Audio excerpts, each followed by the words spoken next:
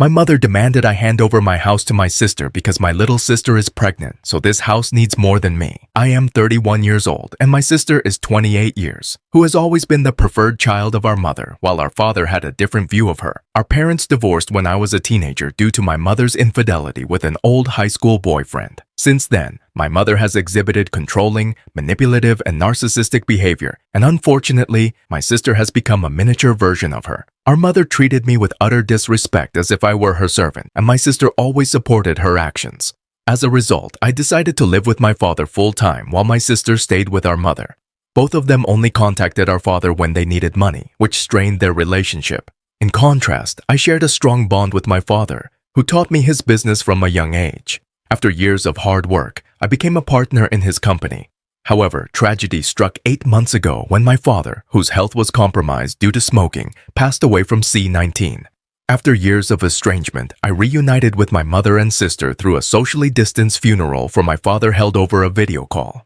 My father had requested to be cremated and buried in a local cemetery, so there was no physical body or casket. During the funeral, my sister seemed genuinely mournful, but my mother appeared indifferent, which didn't surprise me. The last time she saw my father, she screamed at him, demanding more money and threatening to sue him. However, he had fulfilled his obligations by paying alimony and child support, even contributing $30,000 to my sister's college fund.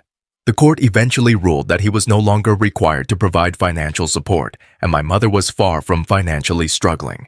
She has held the same job for nearly 3 decades, owns our family home, and frequently rents out rooms on Airbnb. Sometime after the funeral, my father's will was read. He anticipated that his smoking habit might lead to his demise, and even joked about it in a pre-recorded video. To my surprise, he left me the majority of his assets, including his money, business, and the family home. My sister received a car and some cash, while my mother received a small sum and a few sentimental items. I now live in the house that my father passed down to me, along with my girlfriend. My sister went from completing 2 years of community college to depending on her boyfriend and working part-time online for several years. During that time, she experienced a devastating miscarriage, which I only found out about after the funeral due to our lack of contact and no one else informing me. When the lockdown began, her boyfriend's job gradually downsized, leaving him with only part-time work. This had a significant impact on their finances, leading him to urge her to find better employment as he searched for a second job. Despite claiming they were careful, she became pregnant and referred to it as her miracle baby. One evening, there was an unexpected knock at my door. To my surprise, both my mother and sister were standing there. They entered without permission and made themselves comfortable in my living room. Confused, I asked why they had come. My sister giggled and explored my home, while my mother demanded a cold bottled water. As my girlfriend fetched the water, I questioned the purpose of their visit. Ignoring my question, my sister continued to snoop around, eventually shouting from down the hall about how perfect everything was. My mother finally spoke up, stating that it was time for me to fulfill my brotherly duty. Perplexed, I asked what she meant. My mother explained that since my father had passed away, the house should have gone to her as his spouse.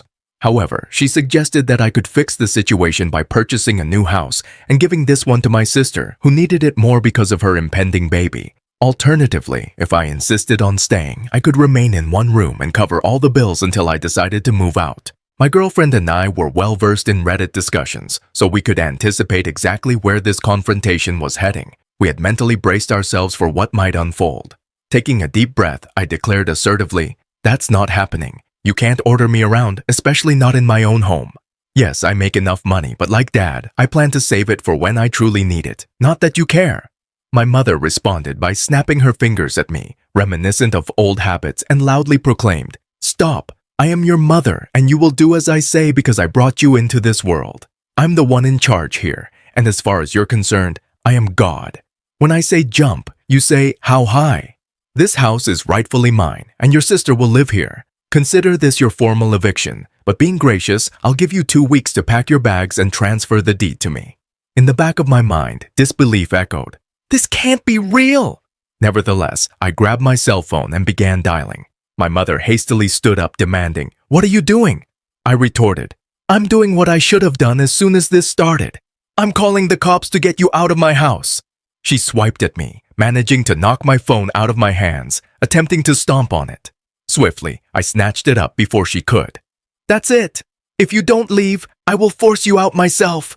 My mother retaliated with a slap across my face, and in return, I backhanded her twice as hard, causing her to stumble back onto the couch. Shocked, she covered her reddening, smeared makeup face and yelled, "How dare you!" Returning to dialing on my phone, I warned that if she didn't leave, I would have the police remove her by force. My sister intervened, pleading for me to be a good big brother. I snapped, "Oh, really? I'm the bad sibling? The one who's had to work since I was a teenager, doing all the chores while you played video games or hung out with friends all day? You used to steal my hard-earned money just to go shopping after blowing through your allowance. You're a complete mooch and thief. I don't owe you anything. Now both of you, get out before I decide to make that call." My sister welled up with tears, crying like a baby, and pleaded, "Mommy, make him stop." My mother embraced her, showering her with kisses on the cheeks, all the while shooting me a menacing glare. Then, as if she'd had a stroke of brilliance, she remarked, "You know, if you call the police, I can just tell them that you hit me. And who knows, I might suggest to everyone that you wanted to do much worse to a poor pregnant girl in need. I don't think that would bode well for your—" I cut her off with a raised hand, saying, "Just stop. If you haven't noticed, my girlfriend over there has had her phone out recording almost this whole time. We have recorded evidence of you assaulting me first and openly stating you'd lie to the police. I don't think that'd be good for your reputation at your job or your little Airbnb." If looks could kill, my mother would have obliterated me like a tactical nuke. However, she swiftly deflated and began dragging my crying sister out by the arm. My sister, acting like a complete toddler, managed to break free and sat down on my porch step throwing a tantrum. I shot my mother a look and said, "Do you see now? This is the result of the spoiled way you raised her." She glared at me again, and I was treated to the spectacle of my mother attempting to drag my sister off the porch steps. However, my sister latched onto the porch handrails, repeatedly saying, "You promised me!" I chuckled and told them both from the door to never come back. My mother flipped me the bird and returned to trying to drag my sister off the porch. It took a few minutes, but she finally persuaded my sister to leave by accusing me of being a cruel, heartless who will go to hell for this. I laughed some more and added that there's also a special place in hell for liars and narcissists who try to manipulate others to get their way.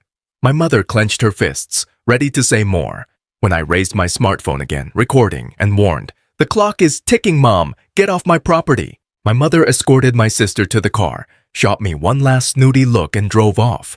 I thought that was the end of it, but letting things go was never my mother's style. After a few days, I started receiving messages from people I knew and some relatives online. Many were furious with me, while others just wanted clarification on what was happening.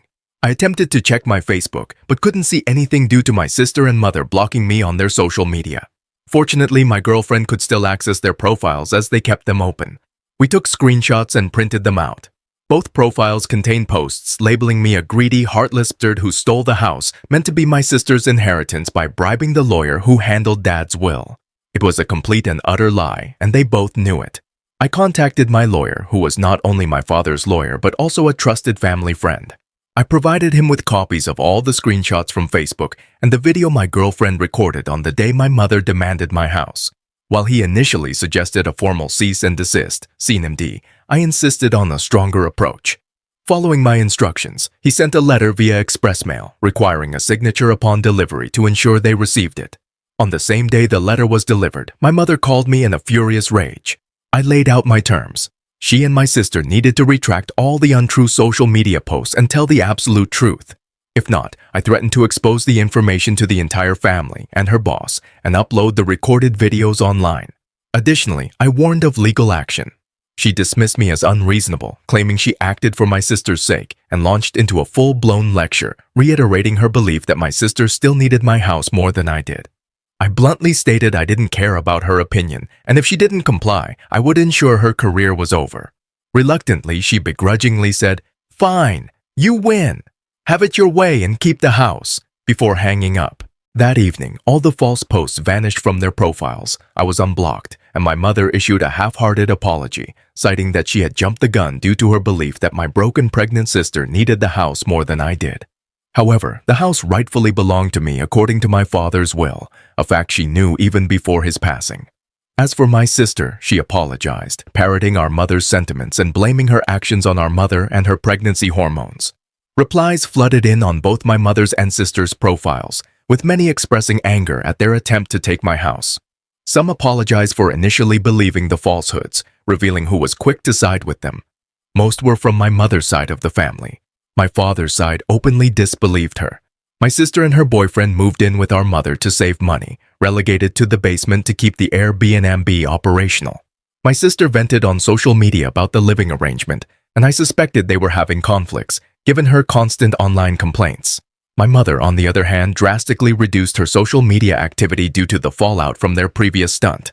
It's not the end of the story. This, the first part, so subscribe to our YouTube channel's Story Podcast book and hit the bell button notification for the second part soon. The moral of this story. After my father's passing, my mother brazenly insisted that I hand over my house to my pregnant sister, claiming it was her right as if she were a deity. She even threatened to tarnish my reputation with lies. Fortunately, my girlfriend recorded the entire confrontation, and I promptly kicked my mother out.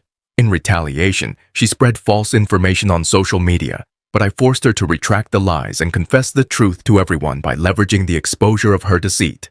Now, she finds herself in the role of caretaker for my sister, facing the consequences of being shunned.